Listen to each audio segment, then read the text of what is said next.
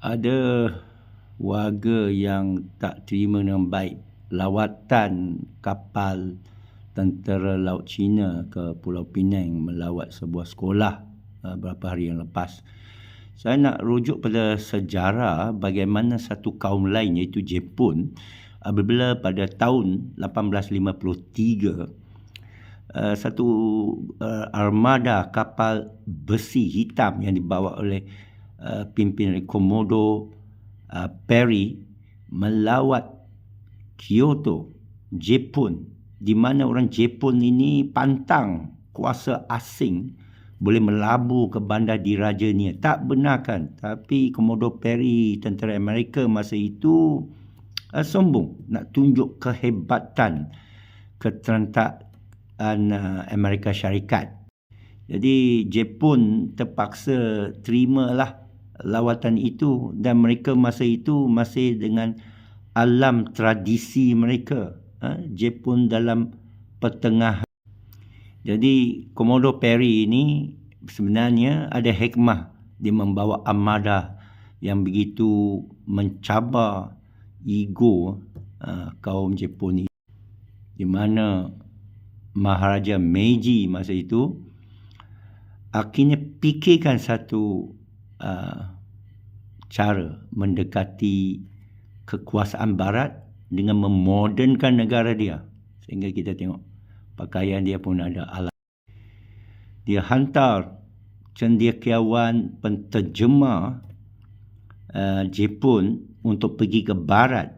Ini namanya Meiji Restoration Era. 100 tahun program mereka untuk naikkan Jepun sehingga tahap yang penterjemah daripada Eropah, semua kitab teknikal, sains, matematik, teknologi, terjemah daripada Amerika, Jerman, Perancis oleh pakar bahasa Jepun, bawa balik ke Jepun. Kerana orang Jepun rata-rata tak tahu bahasa asing, mereka mula membaca buku-buku daripada barat ini dan mengubah industri sehingga mereka faham cara pengeluaran, faham cara meningkatkan ekonomi. Bermula tahun 1868, mereka musnahkan samurai. Kasta samurai itu diketepikan. Bangsawan-bangsawan samurai ini yang begitu lama bertapak itu dianggap sebagai kolot. Ditamatkan pada 1868 dan semua kuasa dihadkan pada satu pusat ibu kota dalam kerajaan yang moden yang berpindah dari Kyoto ke Tokyo. Tapi ini ditentang oleh seorang samurai. Boleh tengok nama dia di sini, Saigo Takamori. Jadi satu wayang yang masyhur di Hollywood kan. Dia bawa pemberontakan untuk menentang pembaharuan ini. Tapi pembaharuan tetap berlaku. Mereka mengadakan pelaburan yang tinggi untuk semua prasarana kereta api, telegraf, kilang. Mereka gunakan cara pembuatan barat. Mereka adakan konglomerat syarikat-syarikat besar seperti Mitsubishi dan Sumitomo, dinamakan Zaibatsu. Mereka ambil daripada orang kaya-kaya. Lepas tu mereka adakan tentera panggil yang wajib bagi rakyat Jepun. Mereka adakan pendidikan wajib sehingga 95% semua budak-budak kanak-kanak di Jepun masuk sekolah. Mereka fokus tumpu dalam STEM, sains, teknologi, tapi tak ada Inggeris. Mereka semua terjemah dalam bahasa Jepun dan mekanik moden, matematik. Dan ramai pergi ke bandar. Mereka juga tukar pakaian mereka kepada ala barat. Dan keluarga diraja sini, kita pun tengok. Dia memodernkan cara dia. Ya. Tapi mereka masih mengambil Bushido, iaitu kod tata cara samurai sebagai satu etika, panduan etika kebangsaan. Jadi hikmat ketenteraan menjadi satu cara untuk menyatukan rakyat, terutamanya lelaki, dan pemimpin-pemimpin tentera mendapat pengaruh dalam politik di Jepun. Jadi masyarakat dia mula berubah, semangat kebangsaan dinaikkan, dan mereka dapat kejayaan pada 1894 selama 2 tahun apabila mereka perang dengan China dan menduduki Taiwan. Kejayaan itu diteruskan 5 tahun, hampir 10 tahun kemudian, 9 tahun kemudian, apabila mereka mengalahkan Rusia dalam perang 1904, juga dalam masa 2 tahun, mengejutkan dunia. Dunia tak pernah dengar sebuah negara Asia Timur yang sentiasa dijajah boleh bangkit kalahkan satu kuasa barat. Ya. Dan pada tahun 1910, mereka mengembangkan empayar mereka dengan mewaterkan Korea. Korea jatuh bawah kerajaan. Macam-macam perubahan berlaku. Ya. Mereka adakan sukiyaki, sushi yang baru. Mereka hidup cara bandar.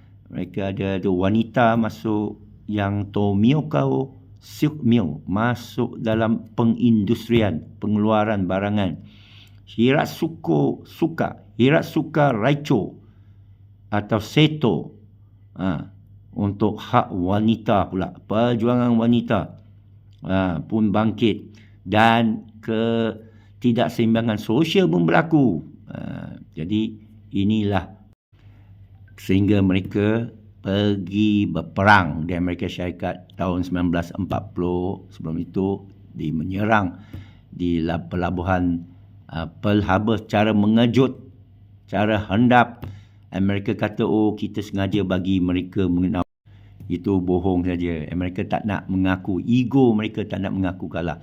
Tapi Jepun berjaya sehingga menawan Asia Tenggara, masuk Indonesia, masuk Malaysia, Filipina, dan mereka menyedarkan kita apabila British lari dari Singapura, lari dari Malaya, dan bila Jepun dikalahkan dengan bom atom oleh Amerika Syarikat, British balik, mulalah gerakan kemerdekaan meluas seluruh empire British dengan India tahun 48 selepas Perang Dunia Kedua, dan Malaysia tahun 50.